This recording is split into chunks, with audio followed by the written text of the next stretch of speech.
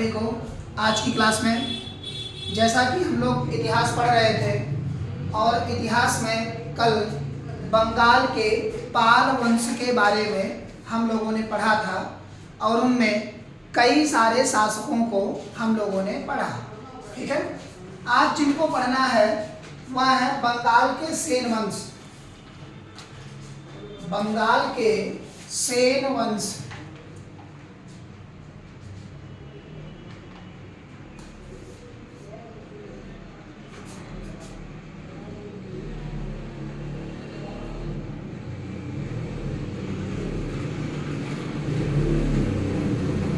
बंगाल के सेन वंश। ठीक है, अगर हम सेन वंश की बात करते हैं तो यह सेन वंश का उदय बंगाल के पाल वंश के ध्वंसावशेष पर अगर कहा जाए कि उस राज्य के समापन के बाद या उस जनपद के समापन के बाद, यानी कि हम कह सकते हैं ध्वंसा अवशेष पर सेन वंश का उदय, सेन वंश का उदय, यह हम कह सकते हैं। ठीक है, अगर हम इस वंश के संस्थापक की बात करते हैं तो इस वंश के संस्थापक जो थे उनका नाम था सामंत सेन। क्या नाम था? सामंत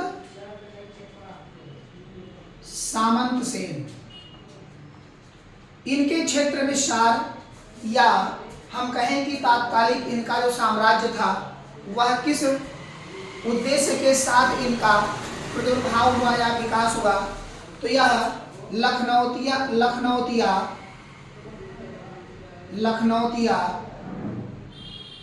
नदी के तट पर इस साम्राज्य का पूरी तरीके से विस्तार हुआ, पूरी तरह से विस्तार हुआ तथा यह कर्नाटक के वाह्य क्षत्रिय कहलाए। यानी कि कर्नाटक के क्षेत्र के तत्काल के समय में कर्नाटक के क्षेत्र के ये क्षत्रिय या वाह्य क्षत्रिय के रूप में, वाह्य क्षत्रिय के रूप में जाने जाते हैं, रूप में जाने जाते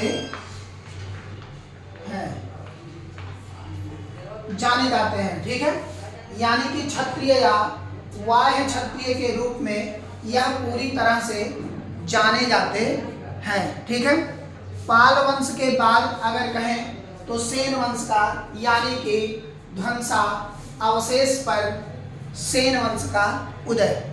इसके दूसरे शासक की अगर हम बात करते हैं तो तत्काल में अगर कहा जाए तो इनके दूसरे शासक जो हुए, यानी कि जिनकी महानतम शासकों में गिनती होती है, वह थे विजय सेन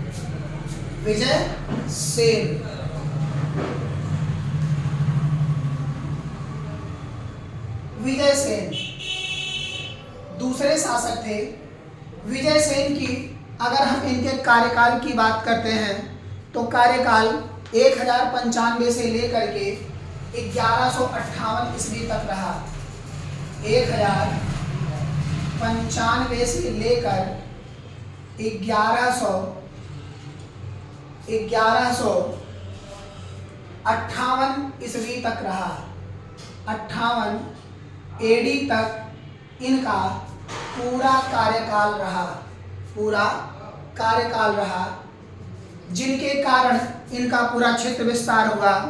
देवपाड़ा अभिलेख में विजय सेन की विजयों का वर्णन तत्काल के समय में पूरी तरह से मिलता है, यानी कि देवपाड़ा अभिलेख।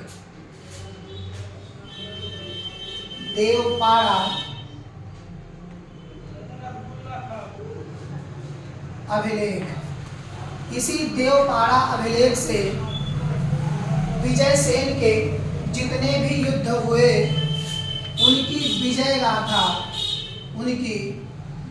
गाथा के बारे में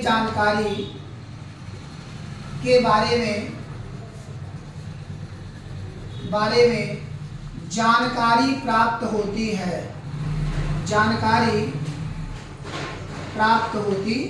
है, ठीक है, जिससे पूरी तरह से इनकी जानकारी प्राप्त होती है, ठीक है। इन्हीं के समय में श्री हर्ष रहते थे, श्री हर्ष, जिन्होंने एक पुस्तक लिखी जिसका नाम था विजय प्रशस्ति, विजय प्रशस्ति।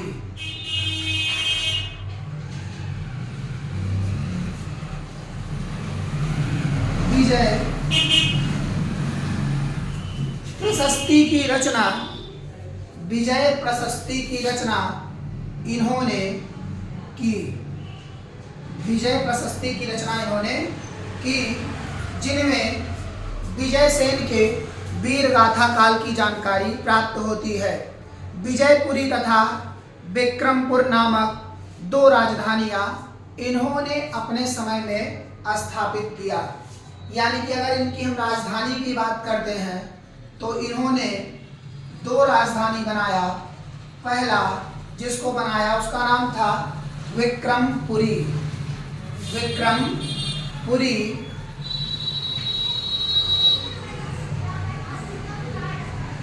तथा दूसरी राजधानी जो इनकी थी वह थी विजयपुरी, विजयपुरी, ठीक है। यानी कि विक्रमपुरी तथा विजयपुरी नामक दो राजधानियों का निर्माण पूरी तरह से इन्होंने किया और उसके बाद इन्होंने कुछ उपाधियों को धारण किया था। इन्होंने कुछ उपाधियों को भी धारण किया था। वह उपाधि कुछ इस प्रकार है जिनके बारे में साहित्य या स्रोतों द्वारा पता चलता है। परमेश्वर, परम भट्टारक, परमेश्वर,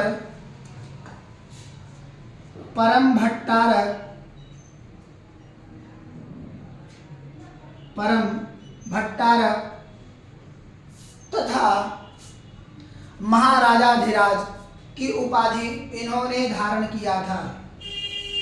महाराजा धीराज की उपाधि को पूरी तरह से धारण किया था, ठीक है।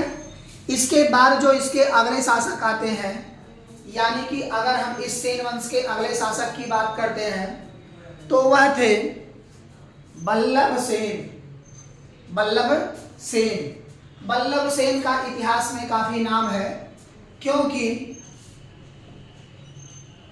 इन्होंने कुछ ऐसे कार्य किए थे जिनके कारण इतिहास में इन्हें जाना जाता है, जिनके कारण इतिहास में इन्हें जाना जाता है। जैसे कि इतिहास में अगर कोई कुछ करता है तो उसको ही इतिहास याद रखता है, अन्यथा इतिहास के पास इतना समय नहीं है कि वह किसी को याद कर सके। जैसे कि पढ़ना हर किसी के बस की बात है, हर कोई पढ़ता है, लेकिन पढ़ करके जो सही तरीके से मायने से अपने आप को निकाल ले जाए उसी को पढ़ा हुआ कहा जाता है, अन्यथा किसी को पढ़ा हुआ नहीं कहा जाता, ठीक है। अगले शासक थे बल्लाल सेन। बल्लाल सेन जो इस वंश के तीसरे शासक थे।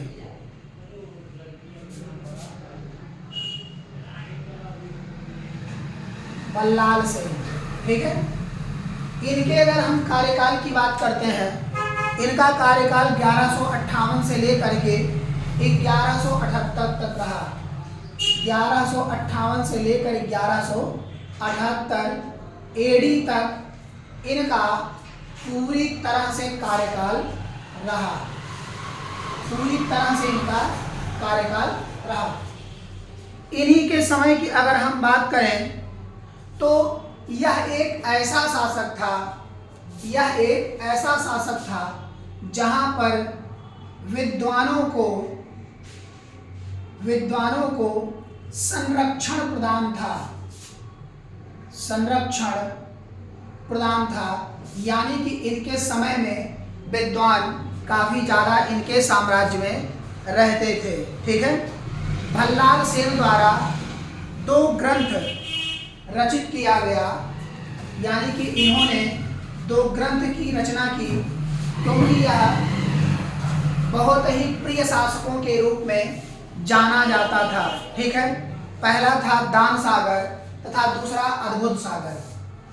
पहला जो है वह था दान सागर तथा दूसरा अद्भुत सागर। 2 पुस्तकें थी जिनके बारे में इतिहास कालखंड से काफी ज्यादा जानकारियां प्राप्त होती हैं। अगर हम इनके उपाधि की बात करते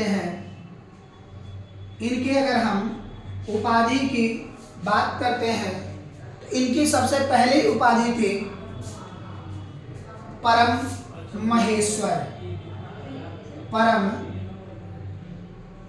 महेश्वर। यह इनकी पहली उपाधि थी। दूसरी की अगर हम बात करते हैं तो वो थी गौड़ेश्वर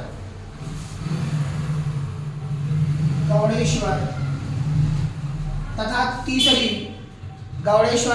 तीसरी वह थी निहशंक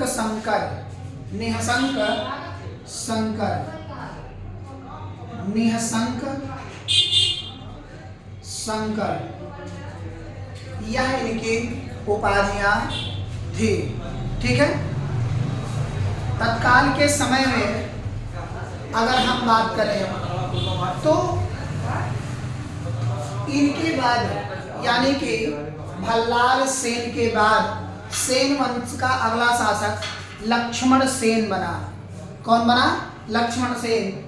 यह इस सेन वंश का अंतिम शासक था, जो कि एक योग्य शासक था। क्या था? यह योग्य शासक था।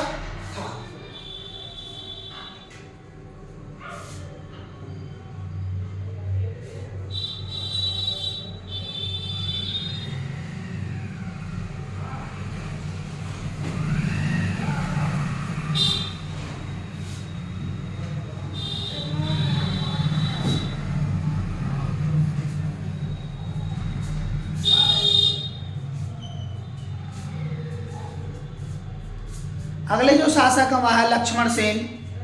1179 से लेकर के 1205।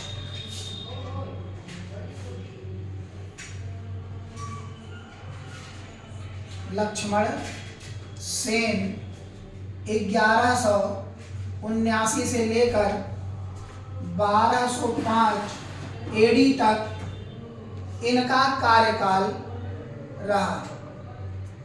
इसे मुख्य शासक के रूप में जाना जाता है। जैसा कि इतिहास के कालखंड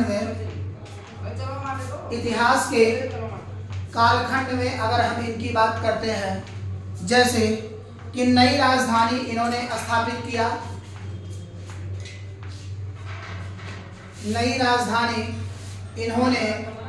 स्थापित किया। और उस राजधानी का नाम तो जैसा कि हम बात कर रहे थे लक्ष्मण सेन के बारे में। लक्ष्मण सेन का जो कार्यकाल रहा वह 1179 से लेकर 1205 ईस्वी तक रहा। लक्ष्मणवट्टी इनकी नई राजधानी थी और इसके पहले जो कि यह लखनौतिया नदी के तट पर थी। लखनौतिया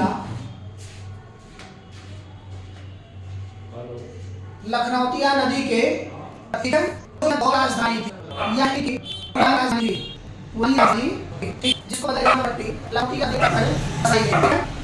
शासक जयचर को धारण करने वाला यह सेन वंश का अकेला शासक था। कैसा था? यह सेन वंश का अकेला शासक। जयचंद्र को गढ़वाल शासक जयचंद्र को पराजित किया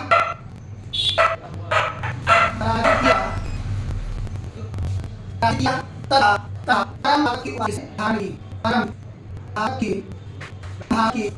धारण की, क्या भारत की उपाधि धारण की। ठीक, अख्तियार खिलजी की अगर बात करें, जैसा